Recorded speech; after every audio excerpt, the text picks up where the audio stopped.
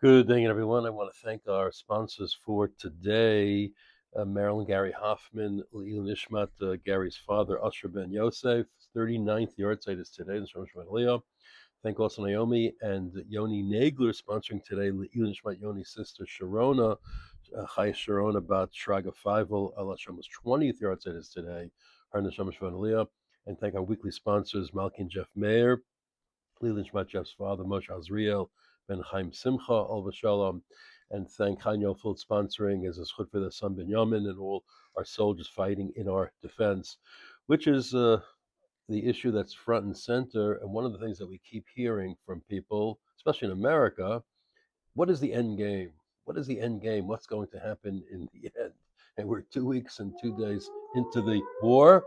Yeah, the war has rejoined us 2 weeks and 2 days into the war, and I wonder if whether on December 7th, 1941, 2 weeks later, people wondered about what the end game would be. Give me a moment as I find a place to take cover. Well, it's not an entirely serious approach that they have. Mainly in America, it's politicians who are against, oh, pause, who are against Trump, and it's another way to attack him. In Israel, it's mainly journalists, not politicians, because politicians are by and large, even the opposition, supportive of this war.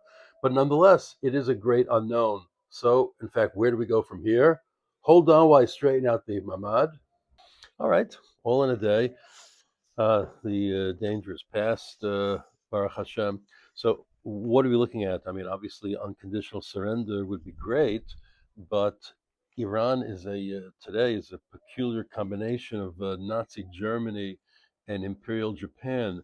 Nazi Germany meaning an exterminationist ideology that's wrapped within a religious framework that's very hard to renounce, and at the same time it has this notion now of an empire designed by God or Satan that has to endure forever. The Nazis did surrender when the leadership was gone and their cities were overrun and their infrastructure was destroyed. Japan never would have surrendered but for the atomic bombs. That's how committed they were to the philosophy of the empire. Well, what's to be is actually now the great unknown. The truth is, a ground invasion by the Americans or the Israelis is very unlikely to happen. It's almost impossible because there's so many people living there in the distance and the danger, etc.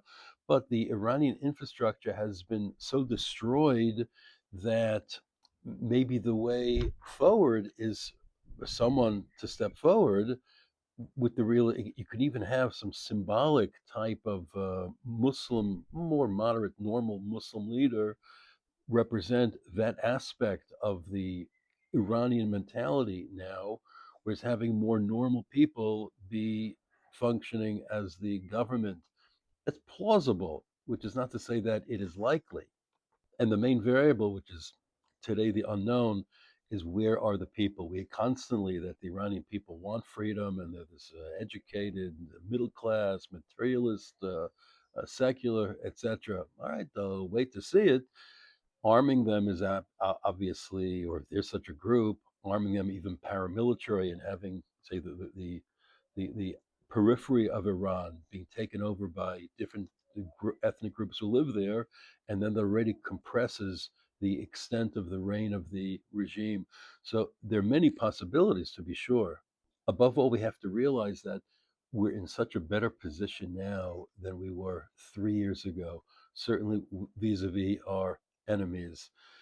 It's a shot kosher. It's such an historic, opportune time to really deal, if not a death blow, at least a very grave setback to all of our enemies, those who plot our destruction. We'll see what's Hezbollah, Hamas, Iran, and others, Turkey and Qatar on the horizon, that we're here to stay. We're not a temporary force that somehow invaded and occupied someone else's territory, but thank God we're here to stay. And the enemies do realize that now. Sure, there are still dangers, and we have to be mindful of all of it. But I thought about it this morning because of something that's in L'chula Chamu Balachami from Rav Chagai Landin that he wrote a few years ago, but it's true. What's the end game really of the world, of life?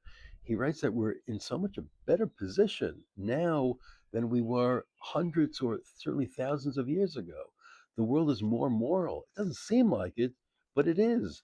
It's more moral, it's more civilized, it's more developed. People are more prosperous, more educated than ever. Technology is changing the entire world. Things come so much more easy to us than at any time in the past, at least in material sense. With all the problems today, who would rather be living in the 18th century or the 10th century or 3,000 years ago? No one even think in those terms because life is so much better. And with that comes something else. There's now, because everything is coming more easily, there's such a search for meaning, for purpose in life. And that's the direction to God. So, yeah, in certain parts of the world, like in radical Islam, it takes a vile turn. But in other parts of the world, and in Israel for sure, we're looking for something that tells us what does God want from it? What's the greater meaning of life? Why are we here? So the world is more dangerous than ever, but it's also better than ever. And it's pointing to what, in fact, is the ultimate end game. What's the end game? The end of days. The end of days, not the end of civilization and the end of the world, but Biat Mashiach Tzidkeinu. That's the end of days. That's the end game. That's right ahead of us. Let's play that game. Have a good day, and I hope it's quiet the rest of the day.